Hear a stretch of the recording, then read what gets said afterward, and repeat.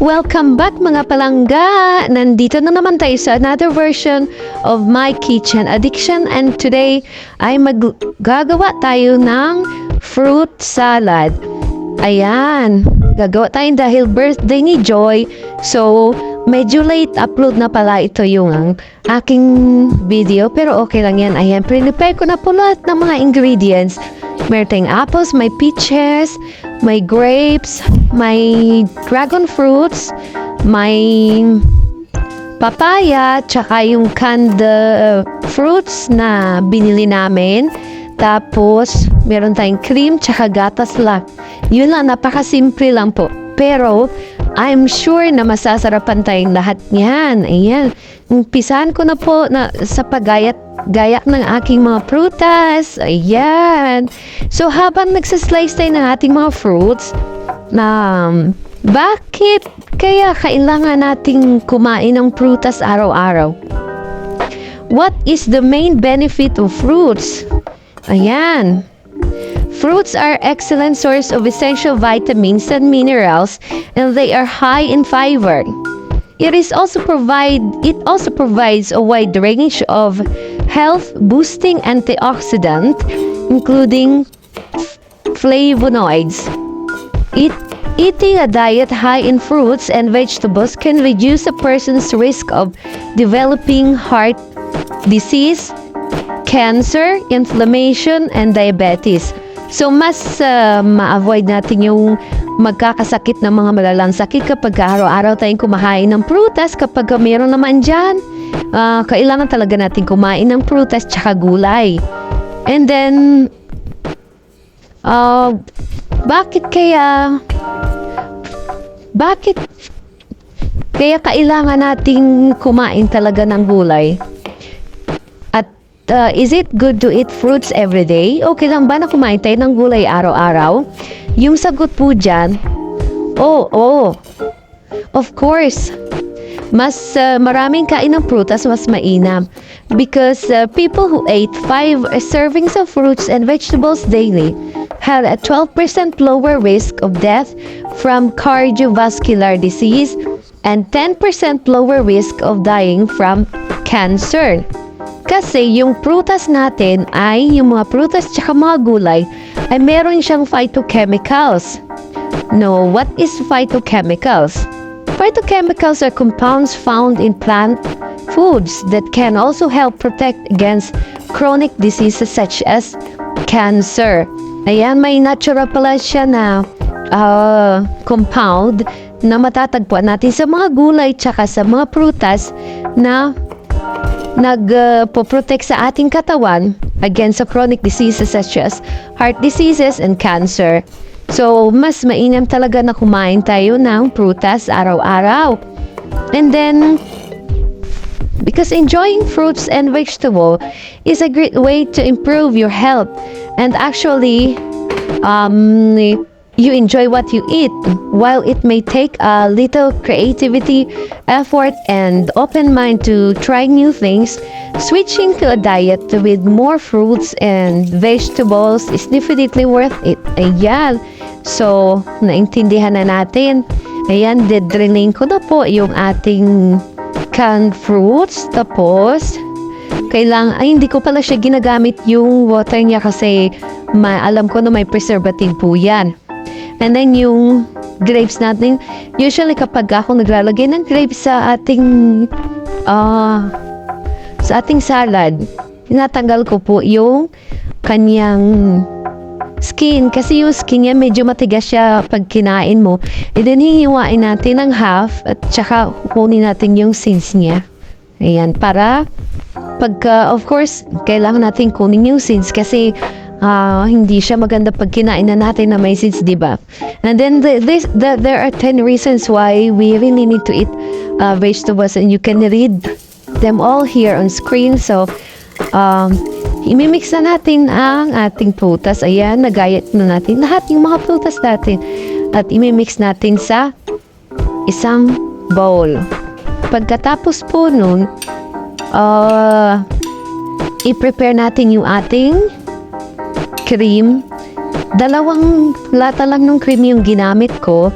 And then, naglagay ako ng 1 can of condensed milk para sweet na di siya mag-serve na siya na sweetener sa ating salad. Actually, 1 can lang po talaga siya kasi yung ating fruits have already natural sugar, so we don't need to put more sugar in it kasi matapis na po yung ating fruits. So, but if you are really conscious of sugar, you can choose not to put sugar in or sweeten the milk. Kasi yung ating fruits ay matamis na po siya. And then nilagyan ko pala siya ng 1 can of Kraft cheese na slice ko din ng pa-cubes na maliliit. Kasi medyo mag-serve siya na salt sa ating salad para hindi naman siya nakakauwi pag kinain natin. Ayan. Diba? Sobrang sarap po niya.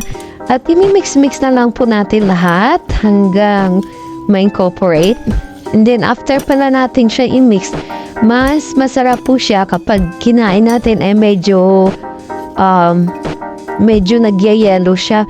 So usually kapag ako gumagawa ng fruit salad, nilalagay ko po siya sa Tupperware at saka pre-preserve ko po siya sa loob ng freezer. And then kinaumagahan ko pa siya kinakain para medyo matigas siya pag kinain nyo. Masarap po siya parang ice cream. Ayan.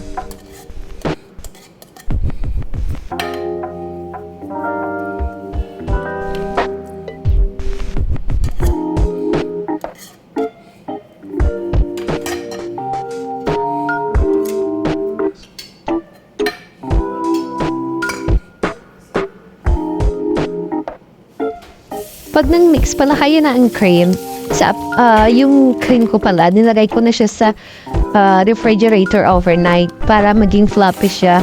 You can choose to mix it with hand mixer or electric mixer, nasa sayo na po yan. Kaso yung electric mixer namin kanina, hindi siya gumana nung ginamit ko. So I use hand mixer na lang. Yung kamay ko na lang yung minix ko dyan. Tsaka yung ating whisker. Ayan. Then, i-combine lang natin yun lang po talaga. Pero pagka yung prefer nyo po yung gusto nyo mas matamis pa dyan, pwede din kayong magdagdag ng kaunting condensed milk pa. Pero ako mas prefer ko na hindi siya masyadong matamis kasi nga, diba, bawal naman yung masyadong matamis. So, we also need to be conscious on what we eat kasi tayo din yung magsasuffer balang araw pag umaabuso tayo sa ating katawan. We can eat everything but in moderation. Ayan. Hindi ko naman sinasabi na healthy ako kasi I know in myself that I'm overweight because I love to cook and I love to try new things every day. So, I don't really like to eat the things that I cook. But I just love food. Kaya siguro medyo lubong-lubo yung katawan ko. Pero okay lang po yan. At least healthy naman po. Wala naman po akong sakit. Hindi lang natin alam. Pero inshallah, sana wala akong sakit. Ayan. Minix ko na po. Tapos pag after mo po na mix yung ating sauce, ay ibubuhos na natin yun sa ating pre-prepare na mga cut fruits. Ayan. So, bahagya na po yung pag-mix natin kapag minix natin yung ating cream kasi madudurog po yan yung ating fruits. Kasi may mga soft na fruits ako na nilagay dyan tulad ng dragon fruit. So, medyo delicate po siya kaya gentle lang po yung pag-mix natin. Okay? So, ayan. So, I hope you enjoy my video today. At I hope may natutunan po kayo sa aking kaunting tutorial ngayong araw. Actually, this very simple preparation lang po siya. Kasi hindi naman kailangan na natin i-slice at prepare yung things. But it's worth it naman po pag naluto na natin. And then, sana sa lahat ng hindi pa nakapag-subscribe sa akin, don't forget to like, share, comment, and subscribe and click the notification bell for more uploads para ma-notify kayo sa mga susunod ko pang mga upload. Ayan, maraming salamat ulit sa inyo. Ayan, dahil birthday ni Sister Joy ngayon, shout out mo na dyan sa nag-guest sponsor ng iyong birthday. Hello, Cassie! Thank you so much, Cindy. That's in Cindy. Thank you so much. So, for birthday, meron akong spaghetti. And meron akong chicken. 1 bucket of chicken sa Jollibee. It's a chicken joy. And then, meron din akong pa-cake. Ayan. Yan, yung cute-cute na cake. Ayan. And then, meron tayong arroz valenciana. At meron tayong, ayan, yung napakasarap na fruit salad. At may pa-soft drinks. Ayan. Ayan, may tutumpaw. Pero masarap yun. Ayan. So, enjoy na muna namin yung birthday ni Sister. At manood na kayo sa kabuuang vlog niya. So, kapag na-post niya na. Okay, bye!